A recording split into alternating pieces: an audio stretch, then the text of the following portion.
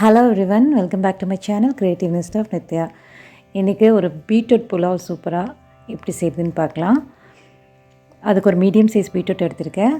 நான் இந்த குக்கரில் ஒரு டம்ளர் அளவுக்கு தான் பண்ணுறேன். ஸோ அந்த டம்ளர் அளவுக்கு ஒரு மீடியம் சைஸ் பீட்ரூட் போதும். இதில் நான் கொஞ்சம் கீ அண்ட் ஆயில் ரெண்டுமே ஆட் பண்ணியிருக்கேன். கீ முதல் போடாதவங்க கடைசியாக சாப்பாடு இறக்கி வச்சதுக்கப்புறம் கூட போட்டுக்கலாம். ஸோ நான் குழந்தைகளுக்காக பண்ணுறதுனால முன்னாடியே ஆட் பண்ணிடுறேன்.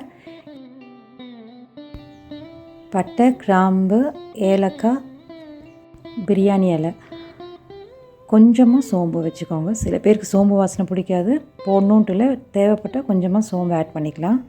அதுக்கப்புறம் 2 பெரிய வெங்காயம் அண்ட் 3 பச்சை மிளகாய் ஆட் பண்ணியிருக்கேன். 2 பெரிய வெங்காயத்தையும் நல்லா நறுக்கி போட்டிருக்கேன். பச்சை மிளகாய் சும்மா கீறி போட்டிருக்கேன். நான் ஒரு 3 பச்சை மிளகா தான் போட்டிருக்கேன். ஏன்னா நான் அது குழந்தைங்களுக்கு சாப்பிட்றதுனால. நீங்கள் எவ்வளோ வேணாலும் ஆட் பண்ணிக்கலாம். உங்கள் காரத்துக்கு ஏற்ற மாதிரி ஆட் பண்ணிக்கோங்க. அது வணங்கி வரும்போது இஞ்சி பூண்டு பேஸ்ட் போட்டுட்டு அது வணங்கினதுக்கப்புறம் நல்லா ஃப்ரெஷ் புதினா இருந்ததுன்னா ஒரு கைப்பிடி புதினா ஆட் பண்ணிக்கோங்க. ஸோ இதெல்லாம் நல்லா வணங்கட்டும். ஓரளவுக்கு வணங்கினதுக்கப்புறம் நம்ம நறுக்கி வச்சுருந்த பீட்ரூட்டை, இது ஒரு மீடியம் சைஸ் பீட்ரூட், ஒரு பீட்ரூட் தான் எடுத்திருக்கேன்.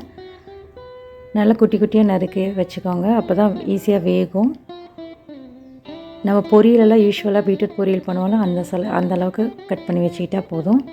ஸோ இதெல்லாம் ஒன்றா போட்டு நல்லா வணக்கி எடுத்துக்கலாம். நல்லா வணங்கும் போது இதில் கொஞ்சம் கரம் மசாலா நான் ஆட் பண்ணுறேன். ரொம்ப கொஞ்சமாக ஒரு 1/4 டீஸ்பூன் கரம் மசாலா ஆட் பண்ணால் போதும். கொஞ்சம் வணங்கட்டும். அந்த பச்சை வாசனைலாம் போகிற வரைக்கும் வெயிட் பண்ணலாம்.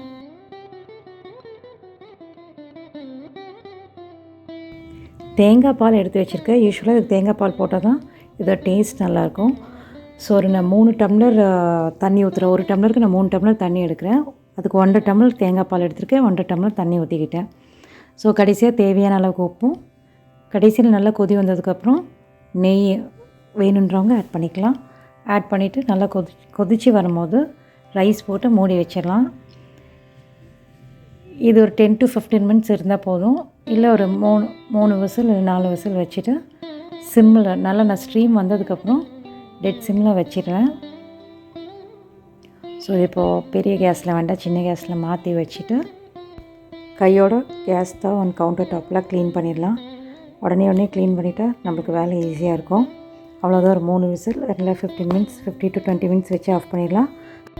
சிம்பிளாக எம்மியாக ஒரு beetroot pulao ready. Hope you all like this video. Thanks for watching.